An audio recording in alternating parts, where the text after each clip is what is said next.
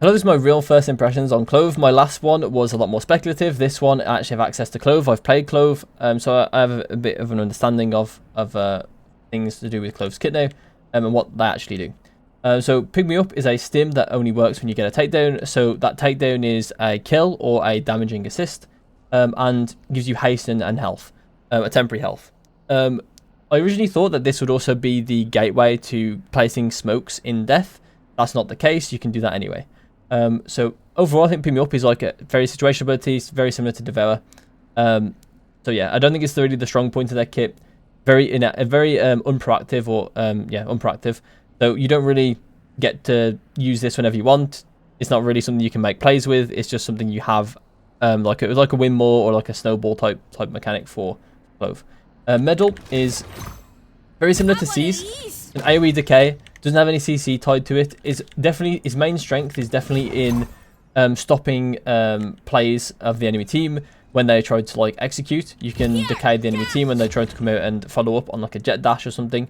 That is like, in my opinion, the main strength of Medal right now. It can be done with set plays, raise nades, shocks, etc. as well. Good for post plant in that sort of way. But yeah, I think this build is pretty good. It's not as good as, I don't think it's not as good as Seize for like setting up, and it's also not as good as ISOs. Like Fragile, but I think this ability is pretty good for like what a controller can have, for like that kind of aspect of making a fight easier. This will set you up to take easier fights. They're going to be on 60 HP, which is 2 bullets for a Phantom, 2 bullets for a Vandal. Vandal any range, I think the Phantom not quite any range. It might be 3 bullets at any range, I'm not sure. 100% with it, I can't remember the math, so you have to bear with me. There's smokes. The smokes are basically a combination of Omen and Brimstone. So you can place 2 instantly, and they're basically Omen smokes. They're hollow, so if you own the smoke, in my opinion, it's a bit more of an advantage. So if you own the smoke, because it's hollow, you can see everything that tries to enter the smoke, really. Like you can see everywhere. Brimstone smokes are a bit different that way. Sometimes you can get timing by the enemy, even if you own the smoke. It can be a bit annoying. So hollow smokes, in my opinion, are a bit better, especially for a more proactive agent. Or at least an agent that likes to play aggressive. Clove also does struggle to smoke the entire map. So in solo setups, solo controller setups, you're going to struggle to have global impact like an Omen would. So in some cases, Omen is probably going to be the better choice for solo. But you don't have to feel limited by this. Like, there are times where it's probably fine. For instance, on Ascent, if you want to play solo Clove, you can go and anchor A. And as long as you have something like a Cypher that can delay with cages, it's probably not the end of the world that you can't smoke for them instantly. It depends on, obviously, the elo as well. Like, if you're in higher elo, it makes a lot more difference if you can. If you're in lower elo, it probably doesn't make them a whole lot of difference. As I've already said as well, Clove really loves to anchor. So you are going to be playing extremities of the map most of the time. So it is difficult for you to have, like, super global impact, as I've said. So pairing you with, like, a Viper is really, really good. Because the Viper as well also likes to anchor, so you each anchor one site, and it's pretty good, right? You also have the option to smoke mid from A as well, specifically for Ascent, but maybe some of the maps you would have a bit more impact too. So yeah, generally I think that Clove is pretty good. The smokes are also really good. I can definitely see them more in, like, for instance, I think in Bind, I think there's a chance you might see Clove to replace the Brimstone. It situationally, maybe. Also Icebox as well. Teams like Na'Vi and G2 like playing Brimstone on those maps. However, I think they like the Brimstone more for the fact that the ult and the molly is good in post. However, Clove is also good in post in their own way. So I do think that there is an opportunity for Clove to be played and replacing those agents, replacing Brimstone in some situations, even replacing Omen in some situations for some teams. In solo queue, I imagine that Clove is going to be played more than Omen now. At least for now, until the hype has died down a bit for Clove, maybe. Although Clove is definitely a more solo queue agent.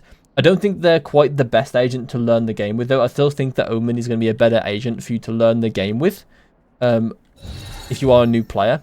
But I think that Clove is like a really good second option for a controller player learning the game, at least. I think maybe a bit more than Brimstone, as it does give you the bit more opportunity to take fights and get rewarded for taking those fights. This is what it looks like when you're placing smokes when you're dead. The range is pretty similar to the audible range when you're running. This mechanic is immensely strong. Not dead yet. After dying, activate to resurrect. And I thought originally That is a crucial line, because I thought originally you'd have to predict when you were going to die, like a jet dash, for instance. Like you have to predict when you're taking a fight. In some ways you still do, because you can't just activate it anywhere, right? If you're in a position where you can't move to a safe spot to resurrect, then you basically shouldn't resurrect, right? So you do kind of still have to think about your positioning. But for the most part, this is like better, because it's like a reaction to you dying rather than preemptively having to predict when you die. So this is actually stronger than like those type of abilities like dismiss or like jet dash or chamber TP or whatever, right? I also think as well this is stronger than Sage Res. The reason why is because with Sage Res, the prerequisite for Sage Res is that the ally has died in a reasonable position. There's also a reasonable reason to res them as well. Like there's like a number deficit that you want to equalize, a number deficit, sorry, a number equal numbers that you can make in your advantage. The person has their ult up or something like that, right? With Clove, it's a bit less value overall, because you're probably not going to res you're obviously not going to res someone with their ult up, because you're resing yourself and it's obviously your ult. So there's a lot less overall value potentially. However, and also you are forced to take a fight to remain alive. So you do have to be fairly active afterwards. You can't just like res at the start of the round and then play at the round like a 5v5 again. You can't fix mistakes like a Sage Res could. But I do think this ability is stronger because you can play a bit more proactively overall with this ability. And I think this also highlights a way that Sage can be viable with potentially the right buff to her ult. If the Sage ult person, like the person getting resed, can move in some capacity and not just die instantly when they get resed, that might make Sage a bit more viable overall. It might be a bit too strong though, because as I've said, like the thing that makes that part like less strong for Clove is that they don't live unless they take a fight afterwards, and also that they just can't live, and they don't have an ult afterwards too, like they've already used it. If you could ult someone at the start of the round, like if say if like a 1-for-1 happens and Cypher dies, for instance, the Sage can res that person and then the Cypher can ult. So then it's like it can ult the person that he originally killed, right? So it becomes like a really like it can snowball the round totally, if that makes sense. With Clove, you're kind of snowballing yourself through the round, where Sage can like snowball the team through the round, if that makes sense, right? I'm not sure if I really explained that very well. But yeah, I'd like to know everyone's thoughts in the comments on what they think of Clove. And also subscribe if you want to see more content like this. So I'll see you in my next one. Goodbye.